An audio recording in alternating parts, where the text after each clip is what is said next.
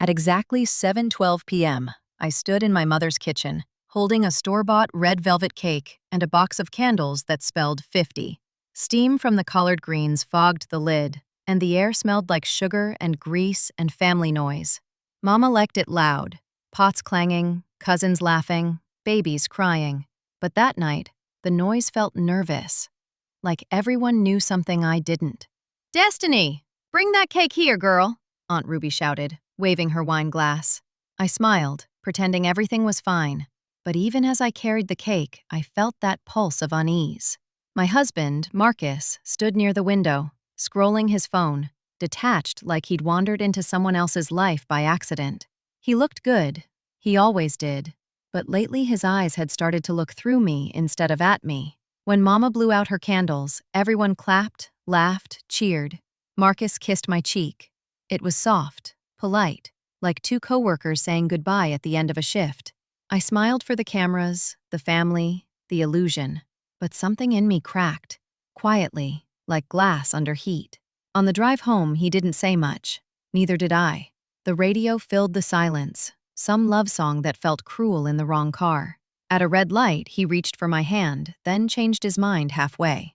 That half second hurt more than any argument we'd ever had. When we got home, he went straight to bed. I sat in the kitchen, the smell of cake still clinging to my clothes, wondering when exactly we'd stopped laughing together. The clock blinked 11:04. I stared at the screen on my phone. No messages. None from him, none from anyone. The next morning, I drove to work early, just to be somewhere that didn't echo. I worked at an insurance office. Rows of gray desks, weak coffee, laughter that sounded rehearsed. That's where I met him. Eli. New guy. Too kind. Too observant. He noticed the small things. My chipped nail polish, my tired eyes, the way I touched my ring when I was thinking too hard. "You okay?" he asked that first day, like he meant it. I said yes, but my voice cracked on the lie. He didn't press. He just smiled. Easy. Real. It had been a long time since someone looked at me like I still existed. That week, we started talking more. Nothing heavy, just jokes, stories, shared coffee. But something shifted. He saw me, and I let him. That's how it always starts, not with a choice, but with a small relief you mistake for light. One evening, Marcus asked, "You good lately?" I said, "Yeah, just work." He nodded, already half turned away.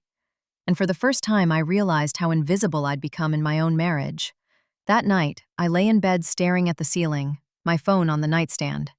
Eli's name didn't appear, but I wanted it to. The wanting scared me and thrilled me. That was the night everything quietly began to change. Not with a kiss or a lie, just a thought too dangerous to erase. It started small. A joke here, a text there. Eli made the office feel lighter, like oxygen after too many closed windows. He asked if I'd eaten, if I was sleeping, if I was surviving Mondays. Simple things, but they began to mean more than they should. We started having lunch together, at first in groups, then just us. He listened when I spoke, not nodding absently like Marcus did, but really listening. And for a woman who'd been invisible for years, that attention felt like a drug. One day the power went out in the building. Rain poured outside and everyone left early. He offered to walk me to my car. We ran through the downpour, laughing like kids. At the door, he brushed my hair from my face and said, "You always smell like rain." My heart stuttered. He didn't kiss me. He didn't have to. The silence between us did it for him. That night I told myself it was harmless. Just a moment. Just weather. But I replayed it over and over in bed until my chest hurt. The next morning his text came. "Hope you didn't catch a cold." My reply was instant. I didn't. And that was it. The first line crossed without touching skin. Marcus barely noticed me anymore. He came home late, ate in silence, scrolled through his phone. I'd start to talk, he'd nod without hearing, and I'd go quiet, my mind already somewhere else. Somewhere with Eli. One Friday, after a long week, he texted, "You look tired. Coffee after work?" I hesitated for all of 3 seconds before saying yes. We sat in a small cafe, our knees nearly touching. He told me about his family, his dreams. I told him about mine. Half-truths dressed as small talk. When I laughed, he said softly, "You should do that more." When we left, the sky was fading. He walked me to my car again, our shoulders brushing. This time, I didn't pull away. I looked at him. He looked back. And before I could think, I leaned forward. The kiss was brief, warm, terrifying. When it ended, I felt a rush of guilt, then relief, then something darker. It wasn't fireworks, it was gravity, and I knew I wasn't coming back from it. That night, Marcus asked, "You okay?" I said yes, but inside I felt everything but okay, because something in me had woken up, and it didn't belong to him anymore. Once the line was crossed, everything got easier and harder. Easier to lie, harder to breathe. I started waking up earlier, choosing clothes he once said he liked. At work, our glances became a language. Every joke meant something now. Every lunch was an excuse. Every day, a secret. We started meeting outside the office. Coffee became dinner. Dinner became nights I couldn't explain. I told Marcus I was working late. He didn't even question it. That hurt most, how easy it was to disappear in plain sight. Eli was gentle, careful. He'd touch my hand across the table, and it felt like permission to exist again. He told me I deserved more, that I looked sad when I said I'm fine. He wasn't wrong, but he didn't know what to do with the sadness once he'd found it. We started renting hours in hotel rooms that all smelled the same: bleach, coffee, and lies. Each time I promised myself it was the last. Each time I came back. It wasn't just desire, it was escape. From silence, from being unseen, from my own reflection. At home, Marcus noticed changes. The perfume that wasn't mine, the smiles I couldn't hide. He didn't say anything, but the air grew heavy. We were strangers sharing an address. When he touched me, I flinched. Not from disgust, from guilt. Eli began asking harder questions. Do you love him? Will you leave? I'd say, it's complicated. He'd nod, but I could feel his patience wearing thin. Love built on secrets has an expiration date. One night, Marcus found a message I hadn't deleted. Nothing explicit, just, I miss you already. He asked who it was. I said no one. He looked at me for a long time, then walked away. That silence was worse than shouting. The next morning, Eli kissed me and said, You okay? I lied again. Yes. Because truth had become a language I couldn't speak anymore. Every lie I told Marcus sounded more like goodbye. Every truth I told Eli felt like confession. I was living two half-lives, both crumbling at the edges. And in both, I was disappearing. One night, lying beside Marcus, I watched him sleep and realized I'd already left him. My body was there. My heart was somewhere else. But neither place felt like home anymore. Lies don't explode. They drip. They stain, slow, quiet, until you don't remember what color the truth was supposed to be. Marcus started noticing before I realized I'd stopped hiding. He'd ask where I'd been, but softly, like he already knew and didn't want to hear it out loud. Work ran late. Traffic was bad. Just tired. Each lie stacked on top of the last, thin as paper but heavy as stone. That night, we lay side by side, inches apart, pretending sleep was closeness. He didn't reach for me anymore. Maybe he was afraid of what he'd find. Maybe I was. Eli wanted more. More time. More truth. More proof that I wasn't just passing through his life between guilt and obligation. When will you tell him? He asked. I don't know, I said. He sighed. That's not an answer anymore. It wasn't anger, it was sadness, the kind that waits too long at the door and realizes no one's coming. One night, Marcus came home early. I was on the phone, laughing. He stood there for a moment before asking, Who makes you laugh like that? My stomach turned. Just a friend, I said. He nodded, but his eyes said something else. Something tired, something broken. The next morning, flowers sat on the counter. No note, no words, just a gesture, small and desperate. I stared at them for a long time before throwing them away, because I didn't know what to do with kindness anymore. Eli noticed my silence. He said, You seem far away lately. I said, I live two lives. I can't tell which one is real. He reached for my hand. "You could make one of them real," he whispered. But that meant choosing, and I wasn't brave enough to lose twice in one lifetime. Then came the night Marcus finally asked, "Is there someone else?" The question landed soft but final.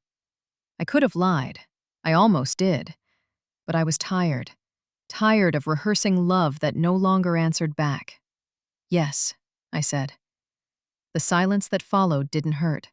It emptied me, like a wound after the bleeding stops. He didn't shout, didn't curse, didn't beg. He just nodded, eyes glassy, and said, "Then go." I packed in silence, the house humming with ghosts.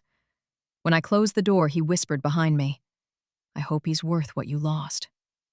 I didn't answer, because I didn't know yet if he was. The night I left felt both endless and short, like time had folded in half. Marcus didn't follow me, didn't call. Just a message hours later. "Take care." 2 words that used to mean love, now just permission to disappear. Eli met me at the door, barefoot, eyes soft, unsure how to hold someone who'd just broken a life open. "You okay?" he asked. "I don't know," I said. He wrapped his arms around me, and for a moment I believed that was enough. The first nights were strange. We moved quietly, like guests in our own story. He made breakfast. I smiled through tears I didn't understand. We told each other it would be okay, as if saying it often enough could make it true. But love built in shadows doesn't like daylight. He still went to work.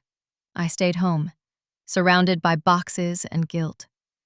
Every sound felt too loud, every silence too long. He'd call at lunch.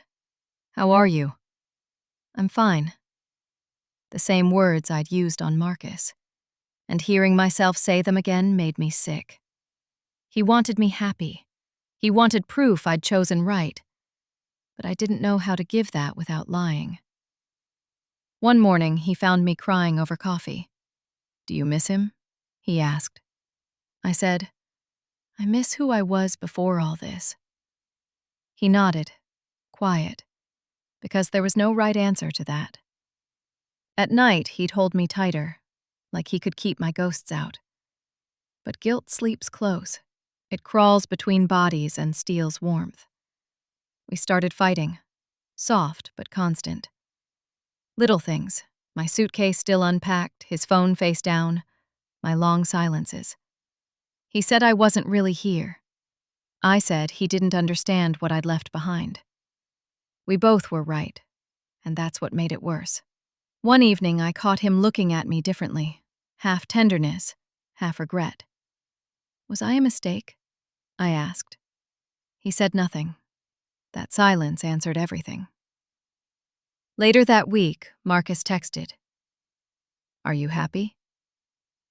I stared at it for minutes, then typed, "I don't know."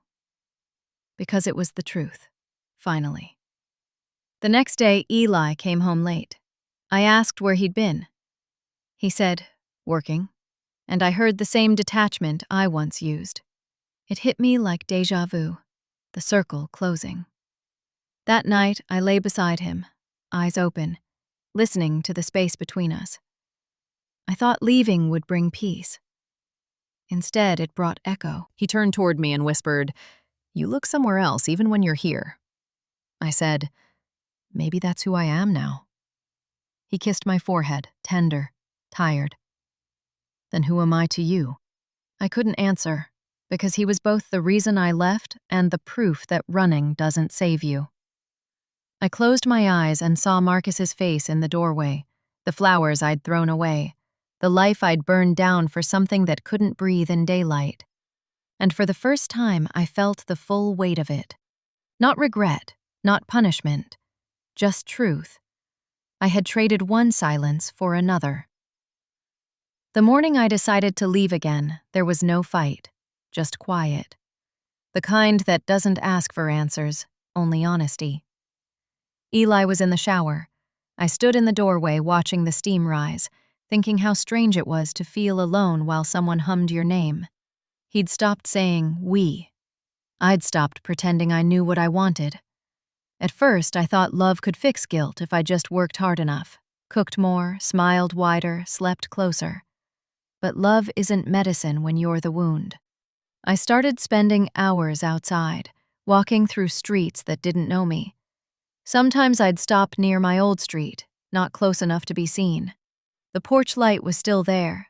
A curtain moved. For a second, I wondered if Marcus still set 2 plates at dinner out of habit. When I came home, Eli asked where I'd been. Just driving. He looked at me for a long time and said, "You always come back empty." I didn't deny it, because it was true. He tried to pull me close that night, but my body was a locked door. He whispered, "I can't reach you anymore." I said, "You were never supposed to." We both went still. The next day, I packed without deciding to. Half my clothes, some books, the plant that had somehow survived. He watched quietly, his hand on the back of the couch like he needed something to hold. "Where will you go?" he asked. "I don't know. That's not a plan. It's not supposed to be." He laughed softly, sad, defeated. "After everything, you still don't know what you want?" I shook my head. "I just know it's not this." I left the keys on the counter and kissed his cheek, not out of love, but gratitude. He didn't follow me, didn't call. The silence between us was the most honest thing we'd shared. Driving away, I felt both lighter and hollow. Every mile peeled away another version of me: wife, mistress, liar, savior. Underneath all that noise, there was only a woman who didn't know how to belong anywhere. I rented a small place near the edge of the city. Bare walls, no pictures. A bed, a chair, a window that faced the sun in the morning. I sat there for hours, doing nothing, waiting for regret to turn into clarity. It never did. Sometimes Marcus texted, small things. "Hope you're okay." Sometimes I didn't reply. Sometimes I did, but the words never led anywhere. We were polite strangers now, bound by ghosts, released by silence. Eli stopped texting after a month. He didn't owe me closure, and I didn't deserve it. We'd both been chasing the same illusion, that someone else could make the noise stop. I kept the plant by the window. It started leaning toward the light again. Maybe it had learned something I hadn't. One night, I whispered, "I'm sorry," to no one in particular. It didn't fix anything, but it was the first thing that felt like truth. Loneliness doesn't hit all at once. It seeps in through the quiet, between footsteps, between breaths, between one heartbeat and the next. The first week alone felt like a vacation from noise. The second, like punishment.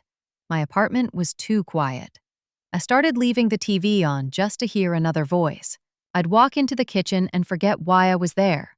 I'd cook, then lose my appetite halfway through. Every object looked borrowed, like I was living in someone else's afterthought. Eli didn't call. Marcus didn't either. Their silences were different, but equally heavy. I missed them both in opposite ways. One, like a habit. The other, like a wound I kept checking for signs of healing. One night, I found Marcus's old hoodie in my bag. Soft, faded, familiar. I held it for a long time before realizing I wasn't missing him. I was missing who I was when he still believed I was good. I started writing small notes on scrap paper, things I couldn't say out loud. I hurt people who loved me. I keep confusing being seen with being safe. I don't know how to forgive myself yet. I kept them in a drawer beside the bed, like prayers I hadn't earned the right to send. Sometimes I thought about calling Eli. Sometimes I did, just to hang up before it rang. The truth was, I didn't know what I'd say. We'd both said too much already. We'd used love like a bandage and called it healing. I tried to work more, fill my days with tasks that didn't ask questions. But grief doesn't respect schedules. It follows you into grocery aisles, hums under your breath when you think you're fine. Then one evening, as the sun was going down, I walked past my old house. The curtains were open. Someone new was there, her shape in the kitchen, the same light on the counter. It didn't hurt the way I expected. It just felt finished, like a chapter ending itself. I went home and sat on the floor, surrounded by nothing, and cried. Quietly, steadily. The way you cry when the pain has nowhere left to go. Not for Marcus, not for Eli, for me. For the woman who kept trying to earn love by disappearing. That night, I slept for the first time in weeks without dreaming of either of them. Just rain, just air, just peace. In the morning, I made coffee for one and didn't flinch at the sound of it. The sunlight hit the plant on the windowsill, alive, green, reaching. I whispered, "You made it." Then I laughed because maybe I had too. Silence became my teacher. Not the cold kind that punishes, but the gentle one that waits for you to listen. Days passed without drama. No texts, no arguments, no ghosts at the door. Just mornings that belonged to me again. I learned how to exist in small, ordinary ways. Make the bed, open the curtains, drink water before coffee, talk to no one and still feel whole. For the first time, I didn't need someone to see me to prove I was here. Time didn't heal. It gave space. Space to stop rehearsing pain. Space to forgive without forgetting. I filled that space with simple things. Long walks, quiet meals, the sound of rain against windows that didn't know my story. Marcus texted once, "I hope you're okay." I replied, "I'm learning." He sent back, "Me too." That was enough. No apologies, no promises. Just two people finally telling the truth without needing it to fix anything. Eli wrote months later, a single line. "You cross my mind sometimes." I didn't answer. Not from anger, from peace. Because some stories end the moment you stop needing to be the main character. I went to therapy, talked about guilt, choices, hunger disguised as love. My therapist asked, "What do you want now?" I said, "A life I don't need to escape from." She smiled. That's a start. Slowly, I built one. Not perfect, real. I invited friends over. I let them leave dishes in the sink. I laughed, not because someone made me, but because it returned, naturally, like breath. One evening, I saw Marcus again. It happened by accident. Same street, same hour, both caught off guard. He looked lighter. We talked about nothing, weather, work, life. Then he said, "You look happy." And I realized for the first time, it wasn't a question. It was observation. "I am," I said. We smiled, small and honest, then walked our separate ways. No pain, no longing, just peace. Later that night, I sat by the window, the same one where I used to cry. The city hummed, steady and forgiving. I held the ring I'd kept all this time, small, heavy, cold. Not as punishment, as memory. A reminder that love without truth is only performance, and I was done performing. I whispered into the dark, "I forgive you." And for the first time, I meant myself. The plant on the sill had grown taller, leaves reaching toward the light. I smiled. We made it. No music, no audience, just a woman, alive, learning to stay. If you're listening to this, maybe you hate me. Maybe you see yourself. Maybe both. But if you've ever sat in silence waiting for love to see you, I hope you stop waiting. I hope you choose to see yourself first. Because that's where it begins. Not with someone else's hand, but with your own. Would you forgive me?